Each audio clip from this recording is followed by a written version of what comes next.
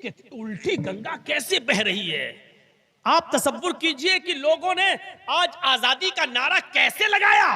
यही चीज हमारी मां बहनों के बारे में कह दिया गया है, मां बहन बेटियों के बारे में। साहब, औरत को घर की चार दीवारी में बंद कर दिया गया है। इस्लाम के अंदर बुर्का और नकाब लगा दिया गया।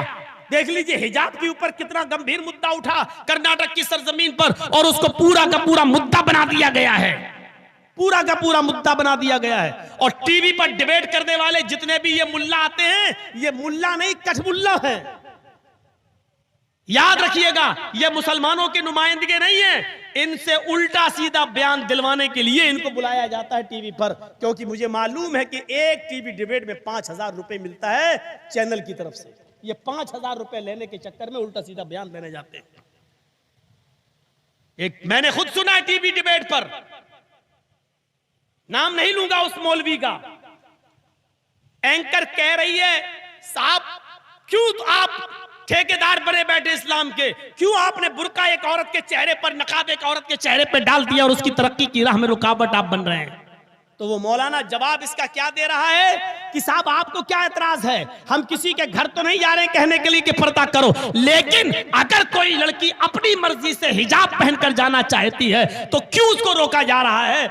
हमारा कानून ये कहता है कि अगर लड़की अपनी मर्जी के कपड़े पहन सकती है तो वो अपनी मर्जी से हिजाब भी पहन सकती है। यहां इस जवाब की जरूरत नहीं थी। क्यों आप ऐसा जवाब दे रहे हैं। आप यहां जवाब ये देना चाहिए कि आप इसको इस्लाम से जोड़कर क्यों देख रहे हैं। क्या आपके हिंदू धर्म के अंदर पर्दा नहीं है। क्या रामचंद्र जी की पत्नी सीता का चेहरा राम के छोटे भाई लक्ष्मण ने देखा है। मुझे बताइए कि सीता जी क्यों पर्दा करती थी। यहां अगर यह बात कह दी जाती तब देख लेते कि टीवी एंकर वाली जो मोदी की हड्डियों पर पल रही है और मोदी की डाली हुई हड्डियों पर वो परवान चल रही है, देखिए कैसे बिलखने लगती और कैसे कूदने लगती। लेकिन इन कठमुल्लाओं के मुंह से ये जबान नहीं खुलती है। मैं डंके की चोट पर कहता हूं कि रामचंद्र की पत्नी सीता भी पर्दा करती थी और राम की पत्नी सीता का चेहरा राम के छोटे भाई लक्ष्मण ने भी नहीं देखा। एक देवर भाभी का पर्दा जो हिंदू धर्म के अंदर है वही इस्लाम में है। अलहम्दुल मौत, भाभी को देवर से भी पर्दा करना पड़ेगा इसलिए कि देवर भाभी के लिए मौत है। मैं चीखता रहा, चिल्लाता रहा, मुझे डिबेट में बुलाओ, हमको नहीं बुलाया। तुम मंत्र पढ़ दोगे, तुम ये कर दोगे, तुम पूरा माहौल खराब कर दोगे, तुम हिंदू मुस्लिम ला दोगे, तो फिर तुम अपनी मर्जी के कठमुल्लाओं को बुला रही हो। अब वो बेचारा कहता हमारे मजहब में, उसको कहो इस्लाम से क्यों जोड़ रही हो। क्या तुम्हारे धर्म में पर्दा, क्या तुम्हारे धर्म में बेपर्दगी है। क्या तुम्हारे धर्म के अंदर ये शॉर्ट कपड़े हैं। क्या तुम्हारे धर्म के अंदर ये लिखा है कि स्कर्ट पहनकर कोई लड़की बाहर निकले। अगर तुम्हारे धर्म में इसकी इजाजत नहीं है तो हमारे धर्म में इसकी इजाजत नहीं है, तो आप इसको इस्लाम को क्यों बदनाम कर रहे हो। यहां पर यह डिबेट होनी चाहिए। यह डिबेट, पर्दा हमारे इस्लाम का एक पार्ट है, हिस्सा है। हम किसी औरत के घर नहीं जाएंगे कहने के लिए कि पर्दा करो, लेकिन अपने जलसों में हम कहेंगे जरूर कि पर्दा करो। जिसका दिल चाहे करे, जिसका दिल चाहे ना करे, लेकिन पर्दा खत्म नहीं हो सकता है। अजीब हाल है, अजीब हाल है कि आप कह रहे हो कि पर्दे को, औरतों को रूढ़िवादी कह रहे हो, कि कैद कर दिया एक लड़की को घर की चार दीवारी के अंदर। मैं आपसे पूछना चाहता हूं, आपने लड़की को कितनी इज्जत दी घर से बाहर निकालकर। आप मुझे बताइए, आप मुझे बताइए कि कितनी इज्जत दी। ये गोदी की मीडिया बताए और ये पापा की परियां बताए कि तुमने औरतों को कितनी इज्जत दी है। 2 रुपए का साबुन भी अगर बिकता है तो जब तक आधी नंगी लड़की का फोटो ना लगाओ तब तक वो नहीं बिकता है। ये तुमने इज्जत दी है एक औरत को। अल्हम्दुलिल्लाह इस्लाम ने औरत के जिस्म पे कपड़ा डाला है और गोदी मीडिया ने कपड़ा उतारा है। बेशक तकबीर। ना डरते हैं मौलाना जर्जी ढाल से, ना तलवार से, डरते हैं तो सिर्फ परवरदिगार से। ना तकबीर। हमने उनके जिस्मों पर कपड़ा डाला है, हमने उनकी इज्जत और आबरू की हिफाजत की है, और तुमने उनके जिस्मों से कपड़ा उतारा है। जो लड़की जितना नंगा कपड़ा पहनकर शो में आती है उसको उतना ही बड़ा अवार्ड दिया जाता है। ये तुमने औरत को इज्जत दी है। तुम लड़की को सम्मान नहीं दे रहे हो, लड़की को नंगा करके बता रहे हो कि तुम्हारी हैसियत ये है। हम तुम्हें इज्जत तब देंगे जब तुम अपने जिस्म से जितने ज्यादा कपड़े उतारोगी। ये तुमने औरत को इज्जत दी है और फिर हमसे कहते हो कि चार दीवारी में कैद कर दिया है। वाह साहब, एक औरत घर के अंदर अपने भाई के लिए खाना बनाए तो ये कैद है। एक लड़की अपने बाप के कपड़े धोए घर के अंदर तो ये कैद है। एक लड़की अपनी मां की खिदमत करे तो ये कैद है। एक लड़की अपने बेटे को अपनी पिस्तान का दूध पिलाकर टाई लगाकर स्कूल में भेजे तो ये कैद है। और तुमने नौकरी के नाम पर इस लड़की को होटलों में और क्लबों में भेज दिया है, जहां वो होटलों में गैर मर्दों के बिस्तर बिछाती है तो ये आजादी है। गैर मर्दों से मुस्कुरा मुस्कुरा कर बात करके सामान बेचती है दुकान पर तो ये आजादी है। तसव्वुर करो, अपने घर में अपने बाप और बेटे और भाई की खिदमत करना कैद लगता है तुम्हें, और गैरों के सामने मुस्कुरा मुस्कुरा कर बातें करने वाली को आजादी दिखाई देती है तुम्हें। अगर ये अकल है तुम्हारी तो तुम्हारी अकल में भूसा भरा है, तुम्हारी अकल भ्रष्ट हो चुकी है। तुम हमको कहते हो रूढ़िवादी, तुम्हारी अकल में भैंस का गोबर भरा हुआ है।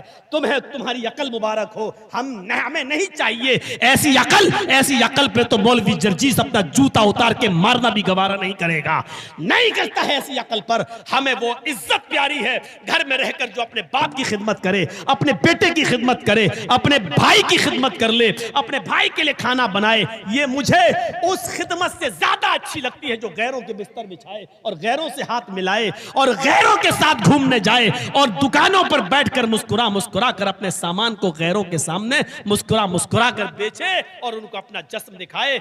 मुझे उससे बेहतर लगता है कि अपने घर में रहकर अपने माँ बाप की खिदमत करे। तुम्हें कैद दिखाई देती है ये? तुम इसको इज्जत कहती हो? हमारे बहुत से लोगों को बुरा लगेगा क्योंकि हमारी भी बच्चियां तो नौकरियां कर रही है सरकारी डिपार्टमेंट में, हमने भी तो उनको आजादी दी है। अब लगेगा तो लगेगा, इसमें हम क्या करें? हम मजबूर हैं, हम कर क्या सकते हैं?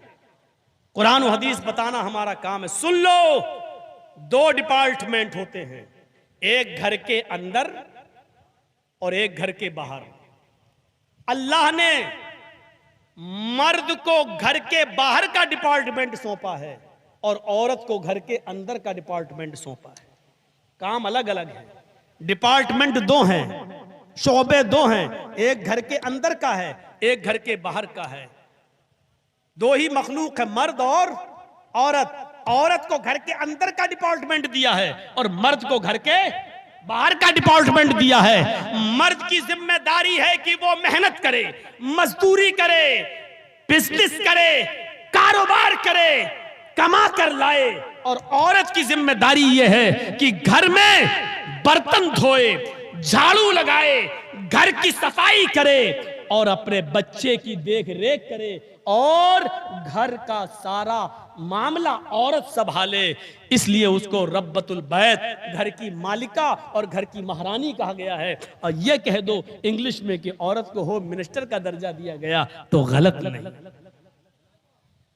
अपने अपने डिपार्टमेंट बांट लो, बात खत्म।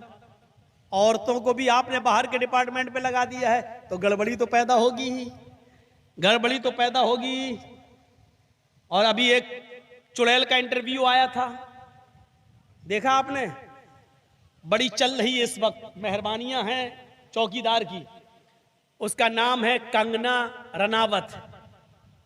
उसका इंटरव्यू आया था और उसने अपने इंटरव्यू में कहा कि मुझे इतनी ऊंची जो पोस्ट मिली है, आज मैं जो यहां तक पहुंची हूं, आज मैं इतने बड़े ओहदे पर, आज इतने जो हमें बड़ी एजाज जो मिला है, आपको क्या मालूम है कपिल शर्मा शो में आके उसने कहा था कि आपको क्या मालूम है, मुझे इस रास्ते तक और इस कामयाबी तक, इस तरक्की तक आते हुए कितने लोगों के बिस्तरों को गर्म करना पड़ा, ये आप क्या जाने।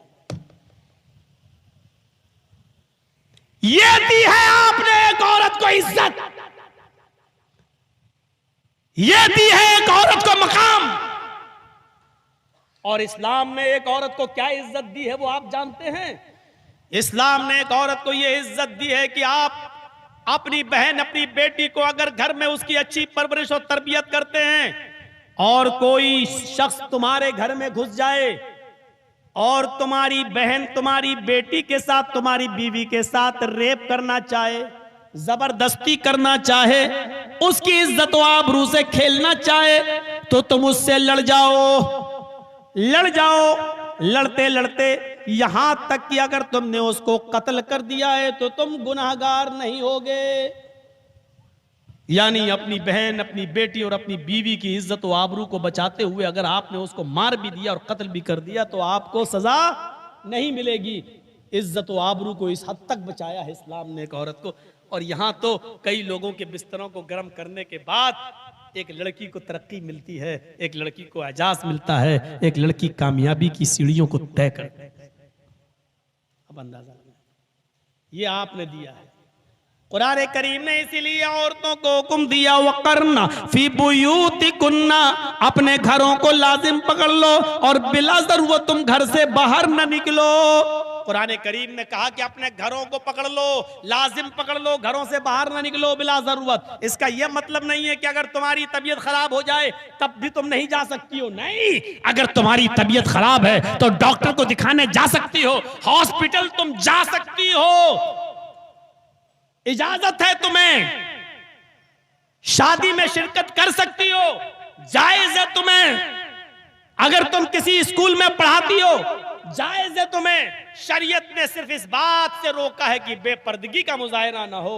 तुम हिजाब के साथ, चेहरा छिपाकर, तुम पर्दे के साथ स्कूल में भी जा सकती हो, मदरसों में भी जा सकती हो, पढ़ने भी जा सकती हो और डॉक्टर को दिखाने भी जा सकती हो, अपनी नानी और अपनी खाला और अपनी चाची के घर भी जा सकती हो। लेकिन शर्त यह है कि बेपर्दगी का मुजाहरा नहीं होना चाहिए। यह है इस्लाम।